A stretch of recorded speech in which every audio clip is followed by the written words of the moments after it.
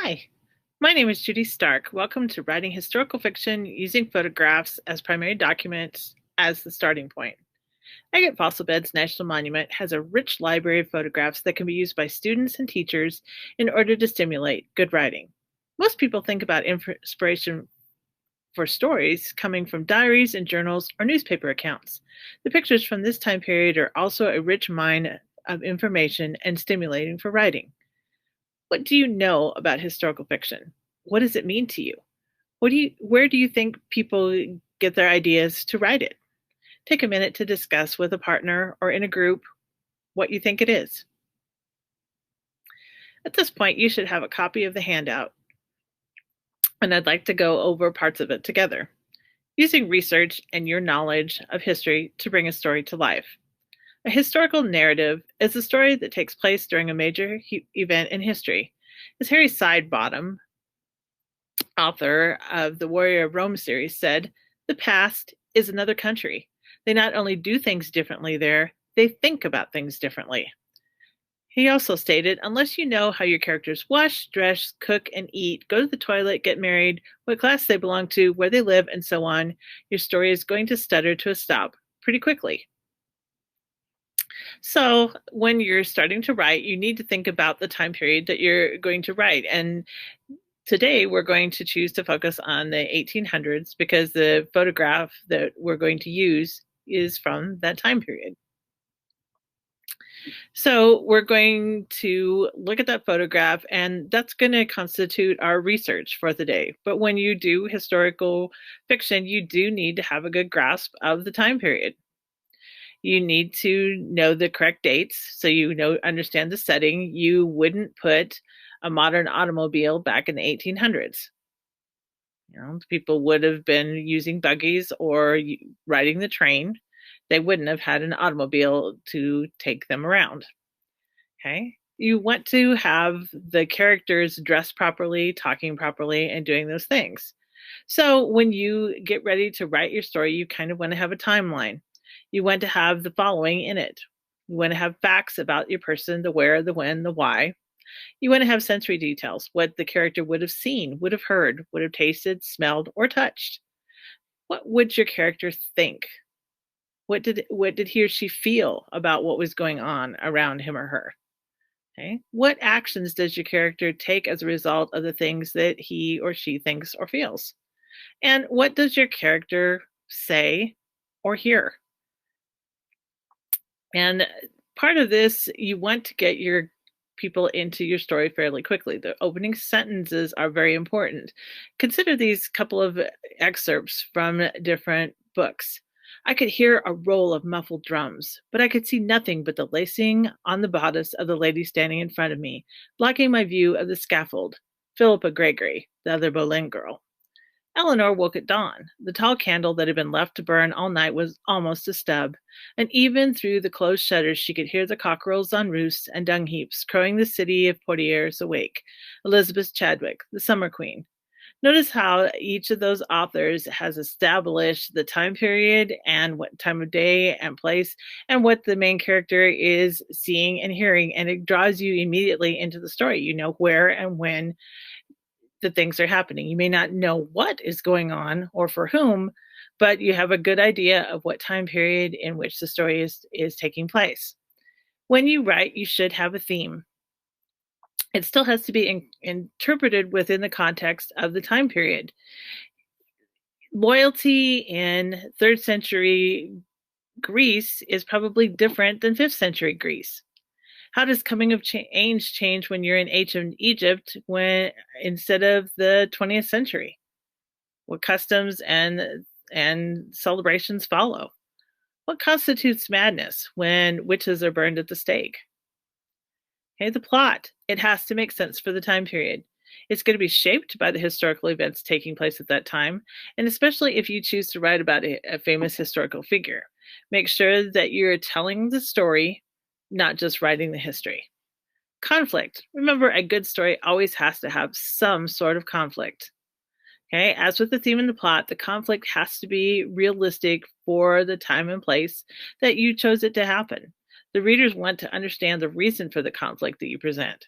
An unmarried woman in the 15th century might be forced into marriage with a difficult man, or she might be forced to join a convent. Both choices lead to conflict. Is she going to do what her family wants her to, or is she going to strike off on her own? Which would have been very difficult given that time and place. A man from the same time period may also be forced into marriage. He might also have to be not planned on becoming the head of the family, but as a result of a catastrophe, has to step up and take the reins. Or he too might be forced into joining the church when he really doesn't want to. World building. You are in charge of building this world. You're creating it. You have to know the customs, the social arrangements, the family environments, the religious structures, all of those different kinds of things. And that's why having a glaring error makes your story suspect. When we read or watch a movie, we all engage in the willing suspension of disbelief, which means that we know we're reading a story or we know that we're watching a film, but we choose to set that aside. And if the story is good enough, we forget that we're reading or we forget that we're watching a film. But something that doesn't make sense in terms of the story will throw us out of the story. And if it's a glaring enough error, it will make some readers quit the story entirely because they can no longer trust your narrative. When you're researching, there are different things. I'm not going to go through the whole list that there is, but there are several things that you should know depending on the type of story that you're going to write. Now that you have some idea of the things that you might try to capture when you're writing historic fiction and the details that help it make it more realistic for your reader, let's try our hand at examining a photograph from Agate. Photographs help a great deal in figuring out many of the details that make a story realistic because you as the writer can describe what you see. The one I've chosen to look at today is the one of Kate Graham Cooke. Take some time to examine the photograph and write down as many details about Kate, the horse, and her surroundings as you can. Use the worksheet we went over to help you hone your detective skills.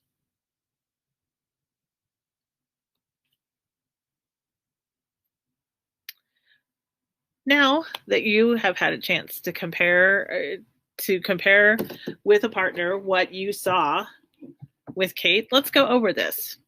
What do you know about Kate from this picture? How is she dressed? If you didn't know this picture was from the 1800s, what details of her clothing would make you think it's not from recent times? What can you speculate from her body language? Does she look relaxed, or does it look like she's tense? Look at where her hands are. Look at her grip on the reins. Are the reins loose and down on the horse's neck or pulled up tight? Where's Kate's hand that's not holding the reins? Why do you think it was in that position? Why might that be? What do you know about her horse? Does the horse look relaxed? Hint, look at his ears and his feet.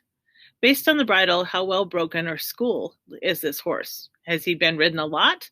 Is he her favorite mount? Is he something that she can trust? Or is this a young horse that she is uncertain of?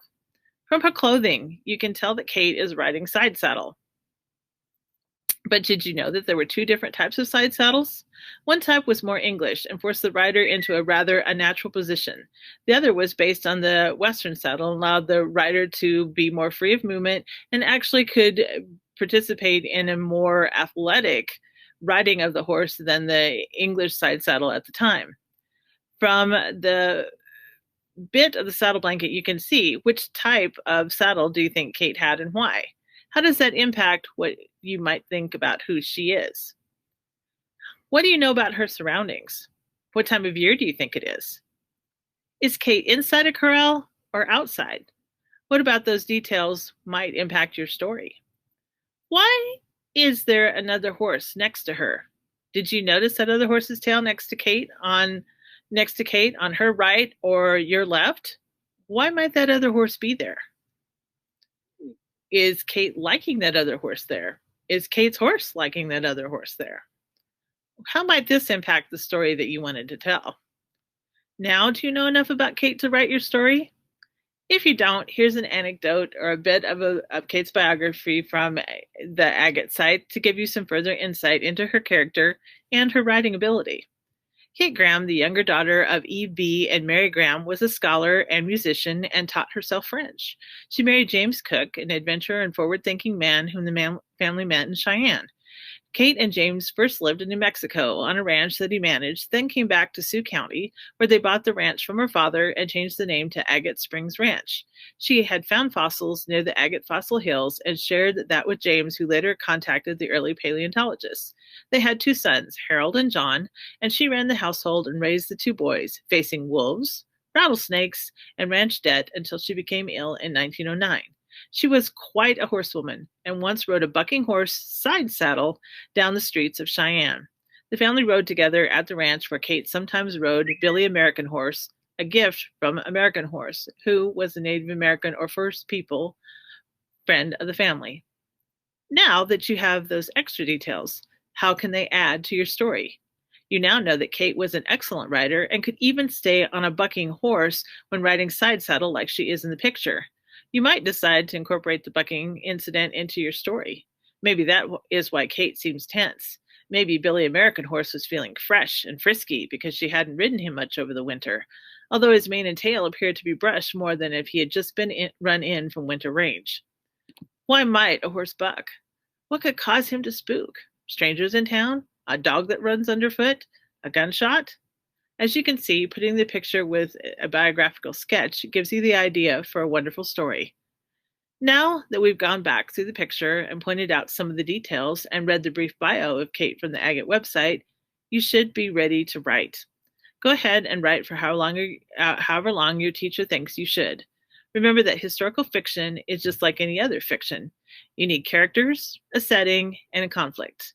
How well and how quickly your protagonist solves the problems represented by the conflict is totally up to you. Be ready to share out what you've written and where you think you would like to take your story at the end of the time that your teacher gives you. You've had some time to write, and hopefully you feel as if it has not been enough. Go ahead and share with a partner or your writing group what you've done and where you would like to go in order to finish the story. Using the worksheet, what is one thing that you noticed in each other's stories? How did using the photograph and the worksheet impact your writing? Have your ideas about writing historical fiction changed? Do you have some old family photos that you could use to help drive your writing? Can you get some of the stories behind those pictures to give your writing some of the vocabulary and realism that it needs by using dialogue from a person who may have heard frontier people speak? Thank you for participating in writing historical fiction from photographs. I would like a chance to read your finished stories when you complete them. My email is listed at the end of this slideshow. Happy writing!